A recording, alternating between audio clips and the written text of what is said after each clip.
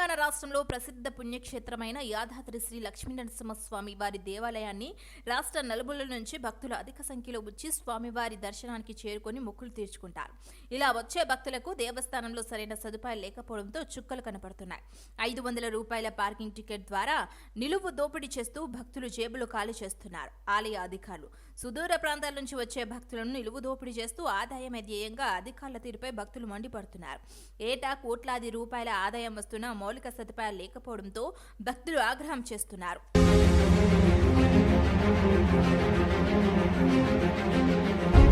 కొండపై చాలిన స్థలంలో 500 రూపాయల పార్కింగ్ టికెట్ నిర్ణయించిన అధికారులు వాహనాలు పార్కింగ్ చేయడానికి సరైన స్థలాన్ని కేటాయించడంలో విఫలమైన పరిస్థితి నెలకొంది. 500 రూపాయల పార్కింగ్ టికెట్ ద్వారా కొండపైకి చేరుకున్న భక్తులకు సరైన పార్కింగ్ స్థలం లేకపోవడంతో రోడ్డుకి ఇరువైపులా వాహనాలు పార్కింగ్ చేయాల్సిన పరిస్థితి నెలకొంది. కొండపై 500 రూపాయల పార్కింగ్ టికెట్ ద్వారా సుమారు 100 నుంచి 120 వాహనాలను పార్కింగ్ చేయవచ్చు. కానీ అంతకు మించి వాహనాలు పార్కింగ్ చేయడానికి సరైన పార్కింగ్ స్థలం లేదు. దేవస్థాన సిబ్బంది మాత్రం 120 కంటే ఎక్కువ వాహనాలు టికెట్ కేటాయించి కొండపైకి పంపడంతో వాహనాలు పార్కింగ్ చేసే స్థలం లేకపోవడంతో రోడ్డుకు ఇరువైపులా వాహనాలు పార్కింగ్ చేయాల్సి వస్తుంది. ఇందులో వాహనాలను సరైన పార్కింగ్ స్థలంలో కేటాయించాలని చెప్పే సెక్యూరిటీ సిబ్బంది కూడా ఉండకపోవటం వల్ల 500 రూపాయల పార్కింగ్ టికెట్ తీసుకొని కొండపైకి చేరుకున్న భక్తులు పట్టపగలి చుక్కలు చూస్తున్నారు.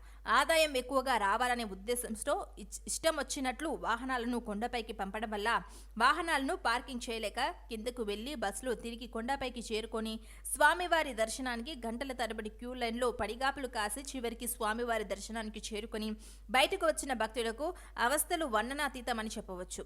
ఇక ఈ విధంగా యాదాద్రి దేవస్థానంలో 500 రూపాయల పార్కింగ్ టికెట్కు తీసుకున్న భక్తులకు నరకం చూపిస్తున్నారు ఆలయ అధికారులు. కొండపైన వాహనాల పార్కింగ్ స్థలం సమస్య గురించి ఎన్నిసార్లు అధికారులకు విన్నవించినా ఫలితం లేకపోయిందని భక్తులు మండిపడుతున్నారు. సరైన వాహన పార్కింగ్ స్థలం లేనప్పుడు 500 రూపాయల పార్కింగ్ టికెట్ను ఎందుకు నిర్ణయించారని భక్తుల ప్రశ్నలకు సరైన సమాధానం లేకపోయింది.